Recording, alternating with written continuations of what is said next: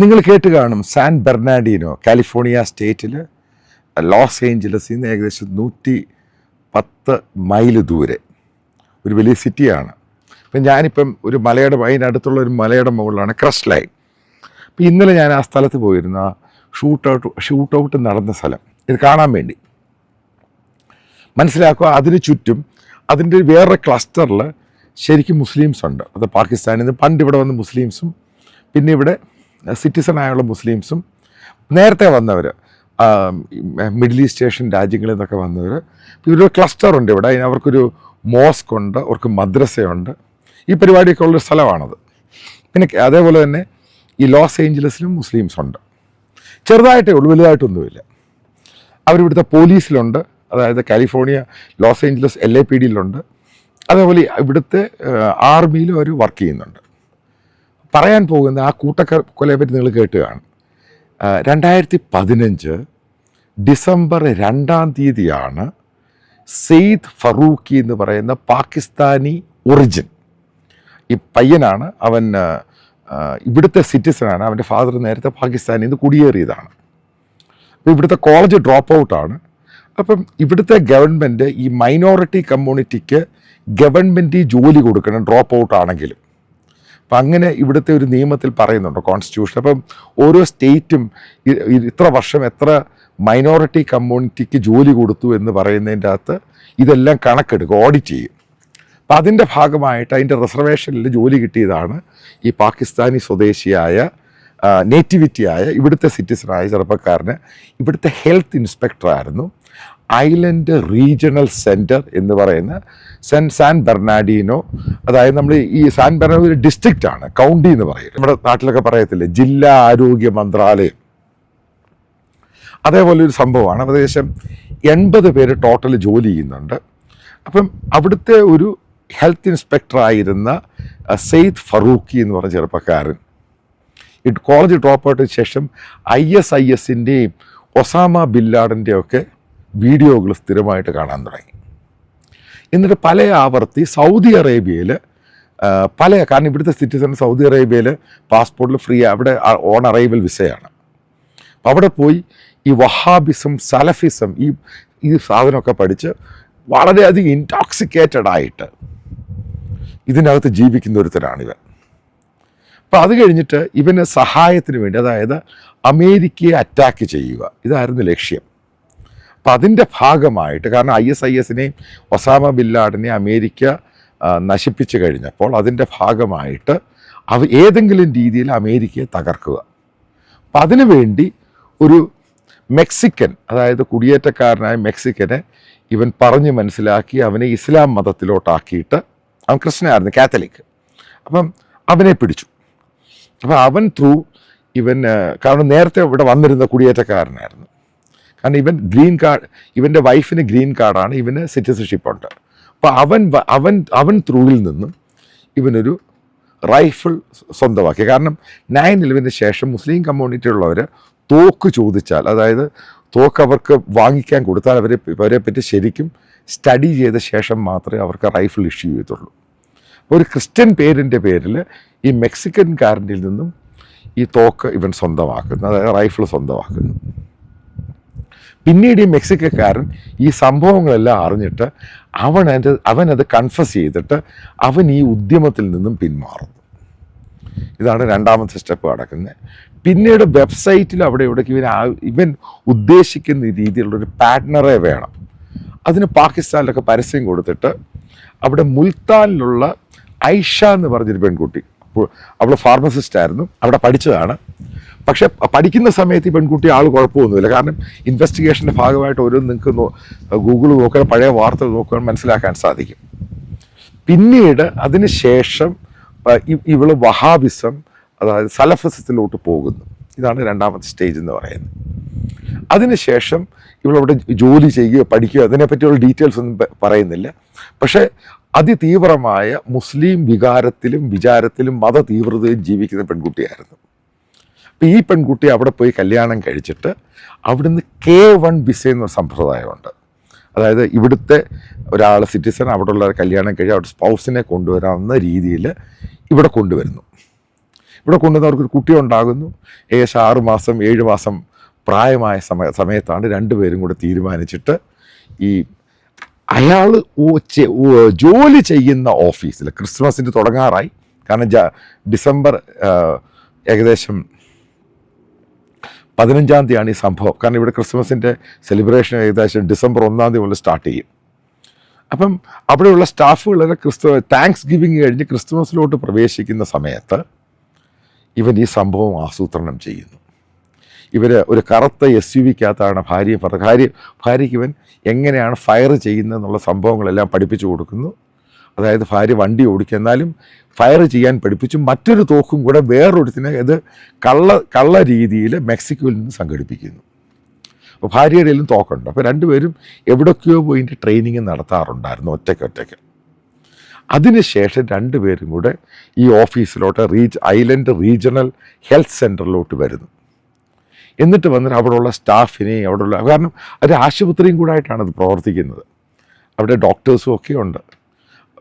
കുട്ടികൾ മെഡിസിനുമായിട്ട് ബന്ധപ്പെട്ട ഗവൺമെൻറ്റിൻ്റെയാണ്. അവിടെ വന്ന് അവരെ ഫയർ ചെയ്യുന്നു. ഏകദേശം 14-15 പേരെയാണ് അന്ന് കൊല്ലുന്നത്. ആകെ അത് 80 സ്റ്റാഫേ ഉള്ളൂ ആ ഓഫീസിൽ. അവിടെ വന്നവരെ, അവിടെ സ്റ്റാഫുകളെ മുഴുവനും കൂടെ ജോലി ചെയ്ത സ്റ്റാഫിനെയാണ് വെടിവെച്ച് കൊല്ലുന്നത്. അടുത്തിരുന്ന സ്റ്റാഫിനെ വെടിവെച്ച് കൊല്ലുന്നു.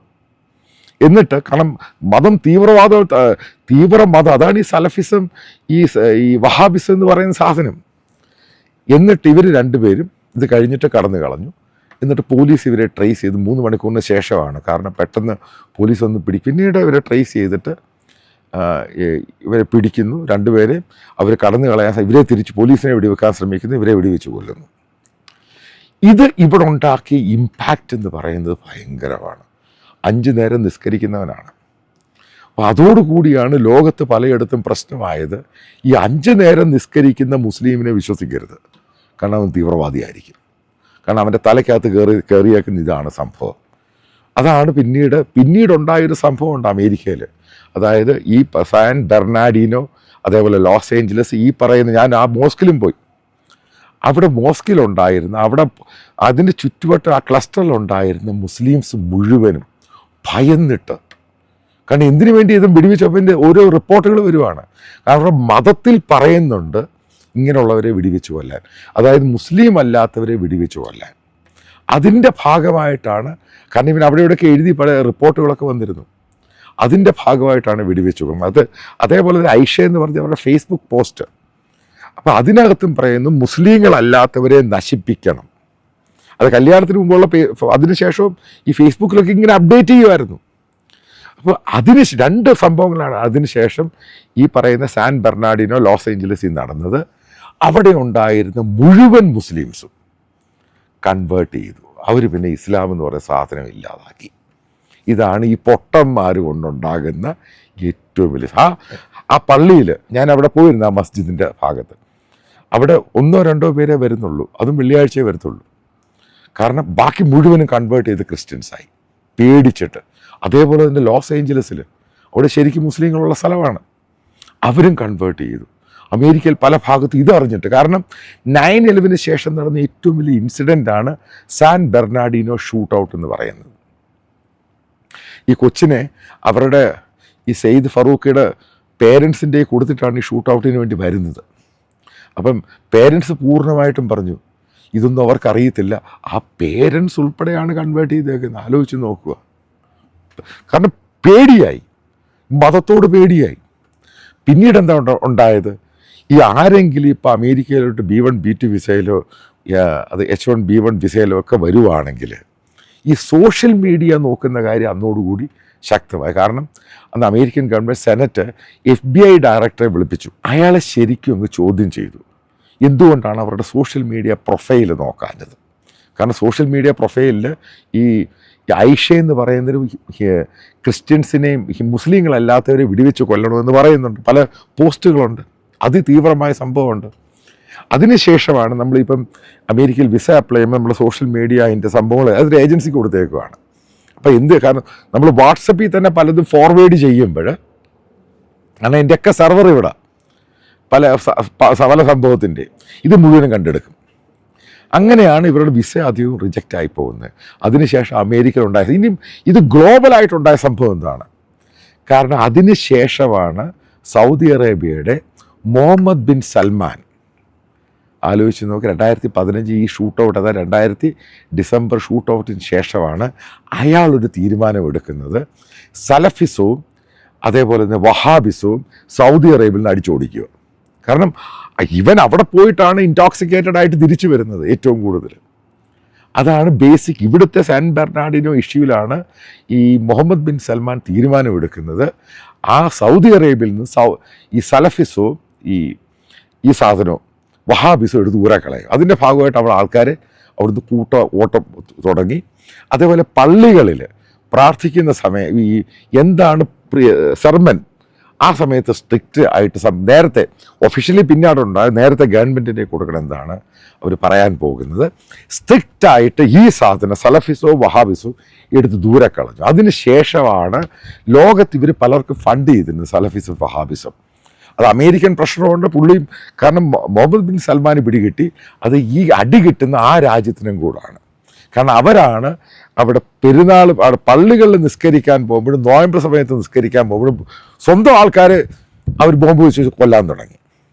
അതിൽ അവരെയും പതുക്കെ എടുത്ത് ദൂരെ കളയാൻ തുടങ്ങി. ഇതാണ് മാറ്റം ഉണ്ടായത്.